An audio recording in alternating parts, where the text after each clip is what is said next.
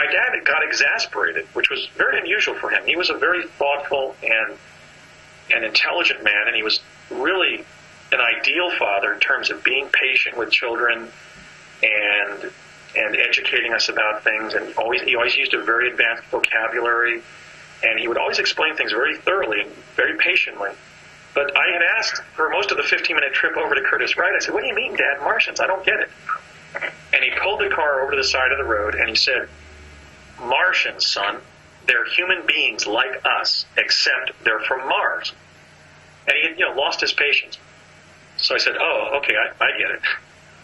So we drove over to Curtis Wright, and we didn't enter Building 68. We entered a different building.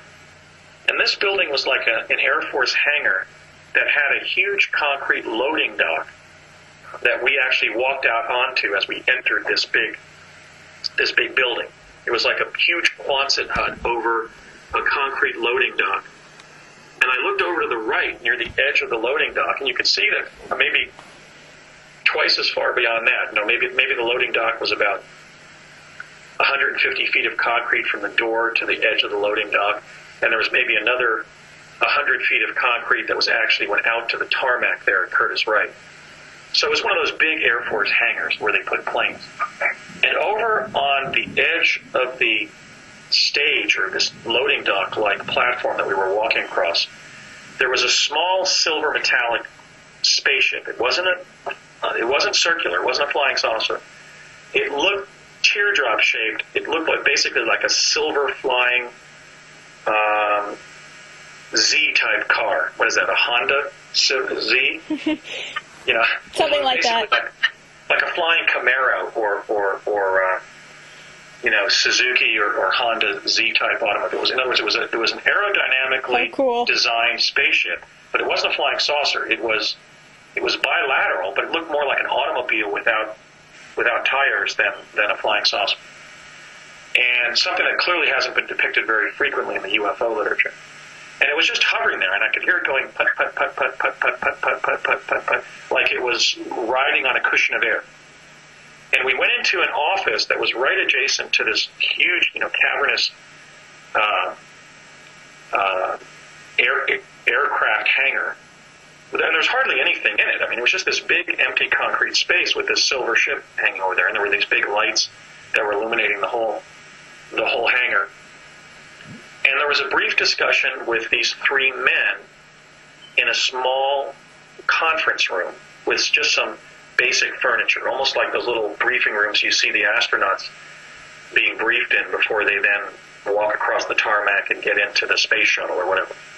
It was just a small little utilitarian briefing room where people would get coffee, who were on the project. And these men were essentially human, but for one thing, they were speaking in a very high-pitched way, with very high-pitched voices, almost as if they were straining their vocal cords and yet had very high voices. And they were just talking shop, and I didn't understand hardly anything they were talking about. They were talking aerospace. And then they said, "Well, I guess it is time for us to leave," or maybe some kind of attaché came into the room and told them it was time to leave or whatever. So we walked out of this little room and back into the hangar area. And I turned, and my dad turned, and these three guys walked right past me. And the best way I can describe how they looked to...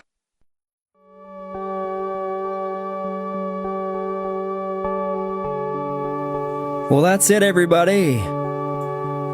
This has been episode 4 of the Unified Field, and thanks for joining us.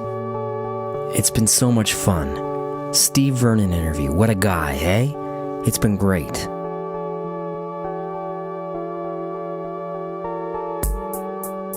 You guys have got to pay attention to the upcoming episodes. Please. It's going to blow your mind. Don Ledger will be the man on the next big Unified Field episode in 2 weeks. Dig it. And after that, the legend, the man himself in the flesh, Mr. Stanton T. Friedman. It's going to blow you away.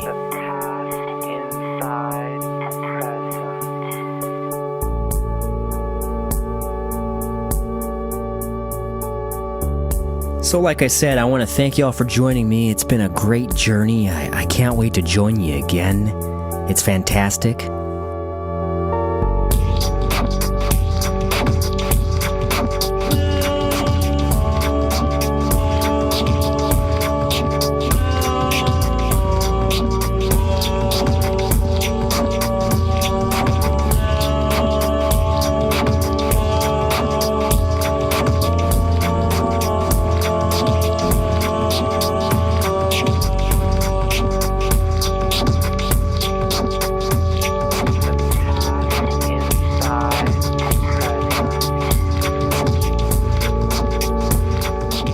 Now remember, you gotta send your stories, ideas, comments, suggestions, tips, investigative tips, or anything on your mind to me, Mr. Justin Brown, at unifieldfieldradio@gmail.com.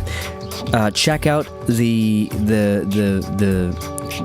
podcasts, if you will, the broadcasts of the Unified Field at CKDU in the archive section, on YouTube at /Unified Field Radio, as well as MySpace in the same name, /Unified Field Radio. Check the updates on Unified Field Radio at blog.blogspot.com, and that'll give you all the updates and show notes for all the stories that we cover here on Unified Field. I want to thank y'all for being here.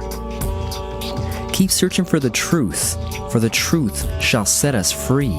Keep your eyes on the sky, and you may just be surprised. It may expand you into the infinite, or shrink you down to size. Thanks for being here, folks. Without you, there is no us.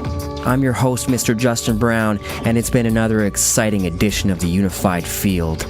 It's a great, great time being with you here. I hope that you tune in next week. Spread the gospel of the Unified Field, Atlantic Canada's only paranormal radio broadcast, because I have so much fun doing this. I'd like to have some feedback from you guys too and get y'all involved. I'm always on the hunt for a future Exopolitical Pulse correspondent or a Sci-Tech news correspondent, so email me.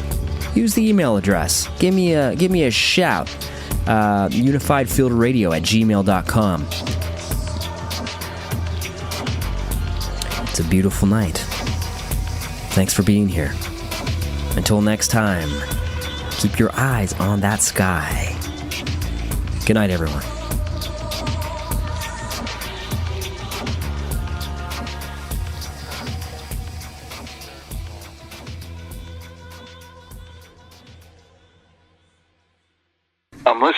You're listening to the only Canadian paranormal radio broadcast on CKDU.